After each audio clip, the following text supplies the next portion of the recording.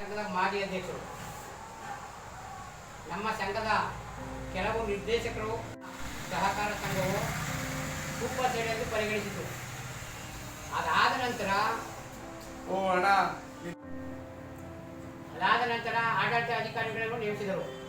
ಆಡಳಿತಾಧಿಕಾರಿ ನೇಮಿಸಿದ ಮೇಲೆ ನಮ್ಮ ಸಂಘದಲ್ಲಿ ಲಕ್ಷಾಂತರ ರು ಹಣವಿತ್ತು. ಆ ಹಣವನ್ನು ಕಾರ್ಯದರ್ಶಿಯವರು ದುರುಪಯೋಗಪಡಿಸಿಕೊಂಡಿರುತ್ತಾರೆ. ಇದರ ಬಗ್ಗೆ ನಾವು 2022-23 ಸಾಲಿನಲ್ಲಿ ಜನರಲ್ ಬಾಡಿ ಆದಾಗ ನಾವು ವಿರೋಧ ಮಾಡಿದೆವು. ನಮ್ಮ ಸೊಸೈಟಿಲಿ ಲಕ್ಷಾಂತರ ರೂಪಾಯಿ ಹಣ ಇದ್ದು ಸೆಕ್ರೆಟರಿ ದುರುಪಯೋಗ ಮಾಡ್ತಿದ್ದವ್ರೆ. ಇದನ್ನ ನಾವು 64 ಎಂಕ್ವೈರಿ ಮಾಡಬೇಕು ಅಂತ ಸಭೆಯ ಸರ್ವಾನುಮತದಿಂದ ತೀರ್ಮಾನ ಮಾಡಿದ್ವು.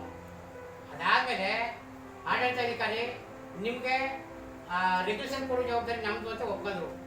ಅದಾದ ಒಂದು ತಿಂಗಳಿಗೆ ಅವರು ರೆಗ್ಯುಲೇಷನ್ ಬರೀ 3 ಜನ ವಿರೋಧ ಮಾಡೋರು, ಇನ್ನು ಉಳಿದವರು ಸರ್ವಾನುಮತದಿಂದ ಎಲ್ಲ ವಿರೋಧ ಮಾಡೋರು ಅಂತ ಬರ್ಕೊಂಡವ್ರೆ.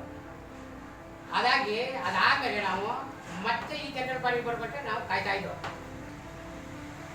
ಕಾದಾಗ ಇವತ್ತು ಜನರಲ್ ಬಾಡಿ ಆದಾಗ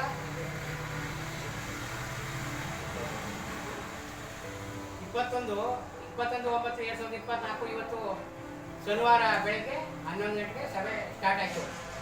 ಆಗ ನಾವು ಹೋದ್ಸರಿ ಜನರಲ್ ಬಾಡಿಲಿ 64 ಎಂಕ್ವೈರಿ ಮಾಡ್ಬೋದು ಅಂತ ಸಭೆ ತೀರ್ಮಾನ ಸಾಗಿತ್ತು.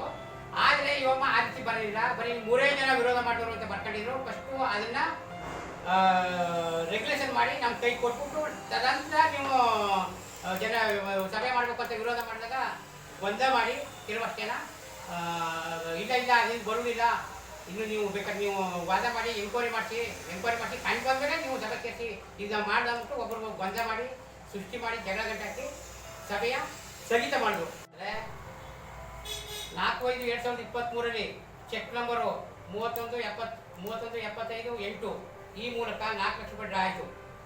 ಅದಾದಮೇಲೆ ದಿನಾಂಕ 17/5/2023 ಚೆಕ್ ನಂಬರು 31/75/9 ಈ ಮೂಲಕ 1.5 ಲಕ್ಷ ಡ್ರಾ ಮಾಡ್ಕೊಂಡವ್ರೆ. ಅದಾದಮೇಲೆ ಕಾರ್ಯದರ್ಶಿಯವರು ಅದಾದಮೇಲೆ 27/7/2023 ಸದಸ್ಯರಾದ ನಾಗರಾಜ ಕೆಂಪೇಗೌಡನವರು 33,000 ರೂಪಾಯಿ ಬೆಳೆ ಸಾಲ ಕಟ್ಟವ್ರೆ. ಅದ ಸಂಘ ಜಮಾ ಮಾಡಿಲ್ಲ, ಅವ್ರ ಸ್ವಂತಕ್ಕೆ ಉಪಯೋಗಿಸ್ಕೊಂಡವ್ರೆ. ಅದಾದಮೇಲೆ 11/9/2023 ಚನ್ನಬಸಪ್ಪನವರು 52,000 ರೂಪಾಯಿ ಬೆಳೆ ಸಾಲ ಕಟ್ಟವ್ರೆ. ಅದರಲ್ಲಿ 52,000 ಮಾತ್ರ ಕಟ್ಟವ್ರೆ, ಇನ್ನು 5,000 ರೂಪಾಯಿ ಅವ್ರ ಸ್ವಂತಕ್ಕೆ ಬಳಸ್ಕೊಂಡವ್ರೆ. ಅದಾದಮೇಲೆ 5ನೇ ತಾರೀಕು 9/2022 ಸಂಘದ ಸದಸ್ಯರು 1,18,300 ರೂಪಾಯಿ HSC ಸಂಘದವರು ದುಡ್ಡು ಕಟ್ಟವ್ರೆ.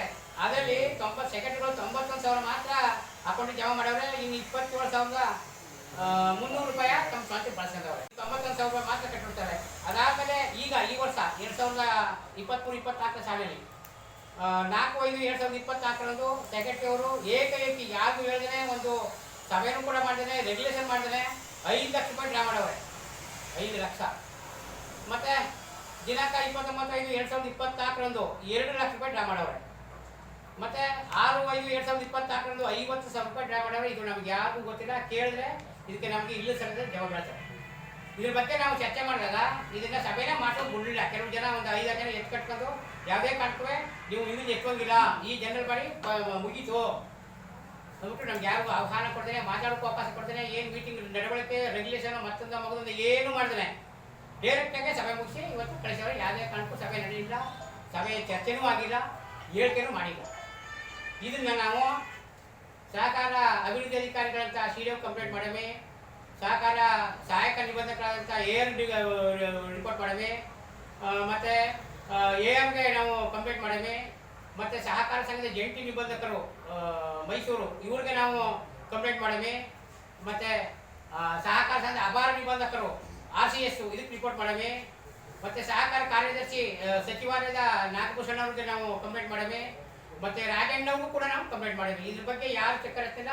ಈಗ ಮೊನ್ನೆ ಒಂದು CDO ಬಂದು ಎಂಕ್ವೈರಿ ಮಾಡಿ ಒಂದು ರಿಪೋರ್ಟ್ ನಾವು 25ನೇ ತಾರೀಕು ಕೊಡ್ತೀವಿ ಅಂತ ಅಂದವ್ರೆ. ಇದ್ರ ಬಗ್ಗೆ ಚರ್ಚೆ ಮಾಡಿ ಅದ್ರ ಬಗ್ಗೆ ನಾವು ಕಠಿಣ ಕ್ರಮ ತಗೋಬೇಕು. ಇವತ್ತು ಜನರಲ್ ಬಾಡಿ ಯಾವುದೇ ಕಾರಣಕ್ಕೂ ಆಗಿಲ್ಲ. ಇದನ್ನು ನಾವು ಪರಿಗಣಿಸುತ್ತೆ ನಿಮಗೆ ಪತ್ರಿಕೆ ಮೂಲಕ ನಾವು ತಿಳಿಪಡಿಸೋಕ್ಕೆ ಬಯಸ್ತೀವಿ.